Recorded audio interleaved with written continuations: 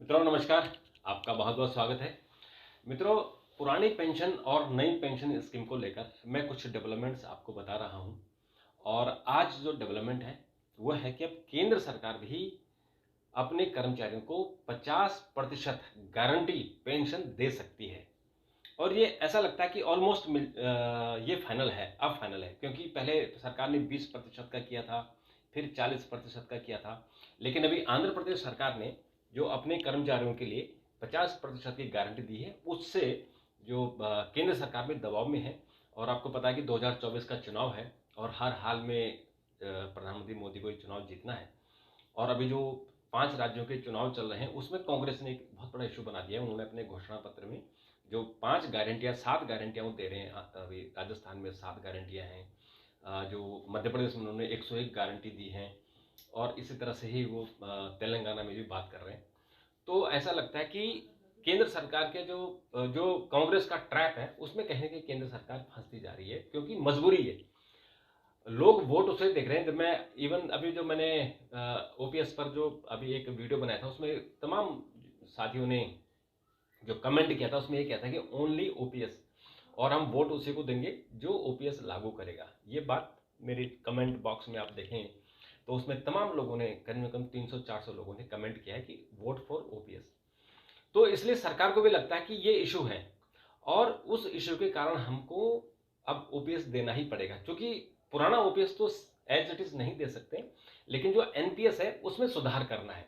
उसमें सुधार करने का जो अभी वर्तमान में है कि 10% कर्मचारी की तनख्वाह से करता है और 14% सरकार उसमें देती है। फिर इस पैसे को सिक्योर मार्केट में लगाया जाता है, यानी जो शेयर मार्केट है, शेयर मार्केट में भी अनसिक्योर में नहीं लगाया जाता है, सिक्योर में लगाया जाता है। और जो रिटर्न आता है वो फिर कर्मचारी को उसमें पेंशन दी जाती है। तो अभी जो जो लोग 2004 के बाद भर्ती में, वो शायद 2030 के बाद रिटायर होंगे, तो तब एक्चुअल पता लगेगा। लेकिन अभी मैं देख रहा था कुछ लोगों ने कमेंट किए हैं कि कुछ लोगों ने रिटायरमेंट ले ली है। तो जिनको पेंशन मिल रही है उनका ये कहना था कि उनको 6 से 7% रिटर्न मिला है, यानी बहुत कम है। रिटर्न का जो परसेंटेज है बहुत कम है। तो ये भी उन्होंने, हो सकता है कि ये बात अब इस पर चर्चा में आ रही होगी कि पेंशन एक्चुअल कम मिल रही है। तो आपको एक सिक्योरिटी, जॉब सिक्योरिटी तो चाहिए ही। और चूंकि ये चुनाव का मामला है और ये राजनीति से प्रेरित मामला है, होता ही है, हमारा देश राजनीति से संचालित है। तो अब चूंकि कांग्रेस अनाउंस कर चुकी है, आपके हिमाचल, राजस्थान और छत्तीसगढ़, इनमें पुरानी पेंशन स्कीम लागू हो चुकी है। पंजाब और तमिलनाडु में भी हो रही है। तो अब केंद्र सरकार के पास अब ऐसा कोई मौका नहीं बचता है कि वो पुरानी पेंशन स्कीम लागू न करे। तो पुरानी पेंशन एज इट इज लागू नहीं होगी, एनपीएस होगी, यानी नेशनल पेंशन स्कीम, जिसको हम न्यू पेंशन स्कीम कहते हैं, वही लागू होगी। लेकिन उसमें सुधार होगा। उसमें सुधार क्या होगा? जो फाइनेंस सेक्रेटरी की अध्यक्षता में कमेटी बनी है, एक्सपर्ट कमेटी, उस कमेटी ने अब चूंकि दबाव बन रहा है तो वो रिकमेंड कर रही है कि 50% आपको गारंटी मिलेगी। वो गारंटी कैसे मिलेगी कि 10% आपका कटेगा, 14% सरकार का अपना हिस्सा है, फिर वो सिक्योर मार्केट में जाएगा और उसमें जो भी रिटर्न आएगा, मान लीजिए कि सब रिटर्न मिला उला के 30% आता है, या 25, 30, 40 जो भी प्रतिशत होगा, उसमें टॉपअप सरकार करेगी। यानी अगर 40% आएगा तो 10% और सरकार देगी, 25 आएगा तो फिर 25 सरकार देगी, 20 आएगा तो फिर 30 सरकार देगी, यानी टॉपअप सरकार करेगी। तो उसमें सरकार को क्या बेनिफिट है कि ओपीएस में 100% सरकार को देना होता है और एनपीएस में अभी 14% देना होता है। माने जब वो बढ़ के 40 हो गया या 50 हो गया तो तब भी सरकार को 60% का तो बेनिफिट हो गई, क्योंकि अभी जो आप दे रहे हैं वो 14% दे रहे हैं। और अगर उसमें टॉपअप करना पड़े तो 20, 25, 30 ही करना पड़ेगा ना, तो भी आपका 40-45% तक मैक्सिमम जाएगा। तो इसलिए केंद्र सरकार, मुझे लगता है कि इस पर कहीं ना कहीं मान जाएगी और उसमें प्रस्ताव है कि 50% टॉपअप यानी गारंटी सरकार दे। और अगर जो लाभार्थी है, यानी केंद्र सरकार का कर्मचारी है, उसके मृत्यु के बाद जो डिपेंडेंट होगा उनको 50% जो टोटल पेंशन होगी उसका 60% पत्नी को या पति को मिलेगा।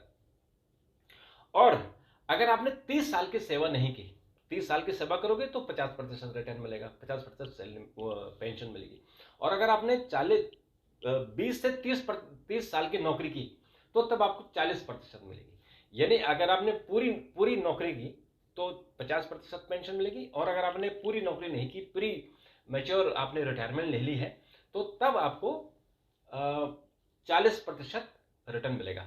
अब ये इशू बनेगा, इशू इसलिए बनेगा कि अब जो केंद्र सरकार के जो अभी वर्तमान कर्मचारी हैं वो लगभग 48 लाख हैं, लेकिन 2004 के बाद जो भर्ती हुए हैं, मुझे लगता है कि इनकी जो संख्या होगी शायद 25 से 30 लाख होगी।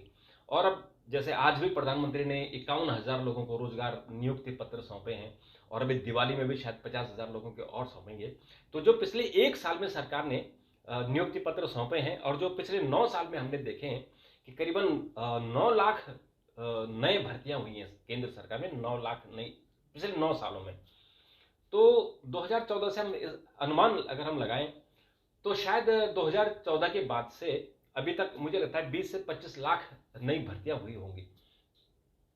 तो इनको सरकार को 50% देने में दिक्कत नहीं होगी, क्योंकि अब जो ग्रुप ए और ग्रुप बी के अलावा ग्रुप सी में कम भर्तियां हो रही हैं, जो एमटीएस हैं, या इवन ग्रुप सी में भी जो क्लरिकल लेवल पर या डाटा एंट्री लेवल पर ठेके की नौकरियां हो रही हैं। यानी मोस्टली सरकार में, प्राइवेट में तो है ही, सरकार में भी अब ठेके पर लोगों को नौकरियां दी जा रही हैं। तो और या फिर आजकल एक नया और एक टर्मोलॉजी आ गया है कि यंग प्रोफेशनल।